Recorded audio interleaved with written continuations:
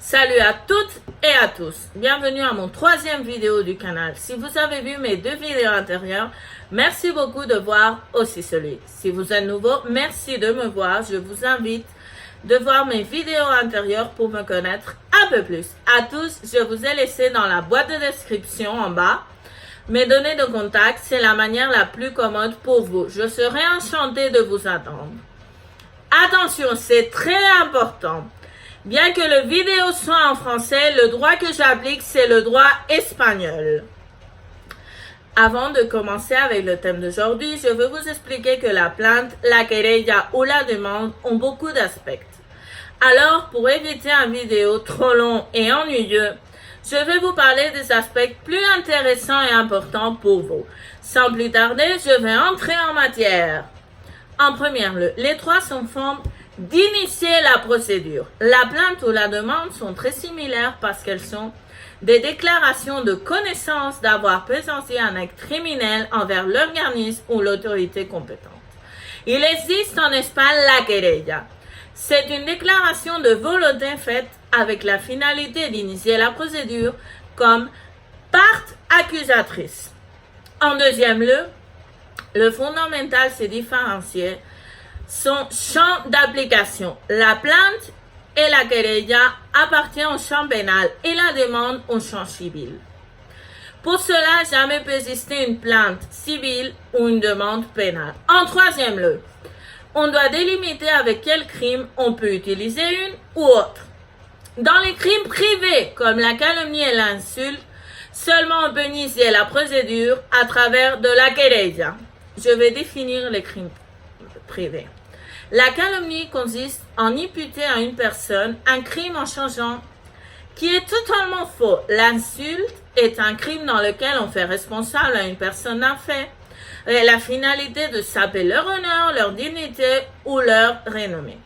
Dans le reste de crimes, les crimes publics ou semi-publics, on peut initier la procédure avec la plainte, la querella ou la demande.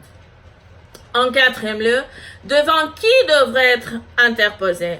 La forme la plus habituelle de la plainte, c'est devant la police. Mais aussi, vous pouvez prendre un rendez-vous avec moi pour l'écrire et la présenter devant l'organisme judiciaire compétent.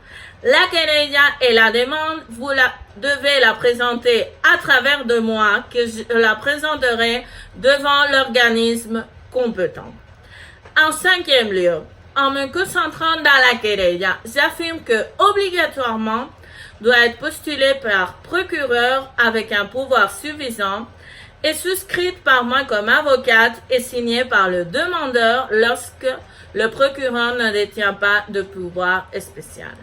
En sixième lieu, c'est nécessaire payer caution pour initier la procédure exclusivement dans la querella.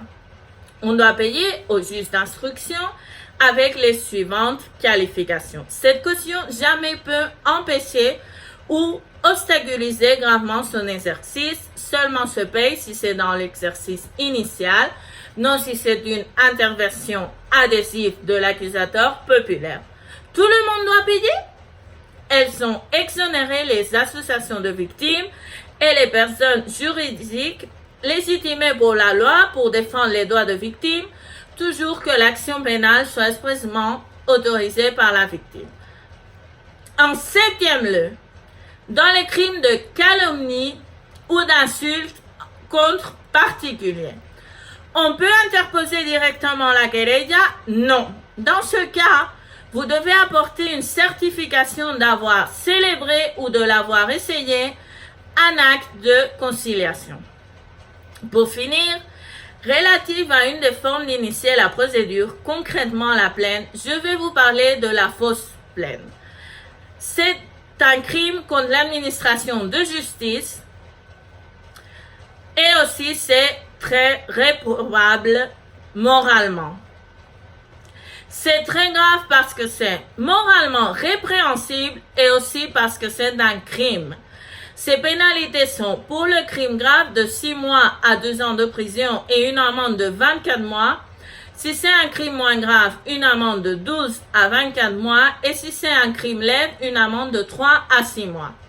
Mon conseil, c'est que vous venez avec moi pour que je vous aide à choisir pour votre cas si c'est mieux une plainte ou une querella et aussi pour rédacter et présenter votre demande.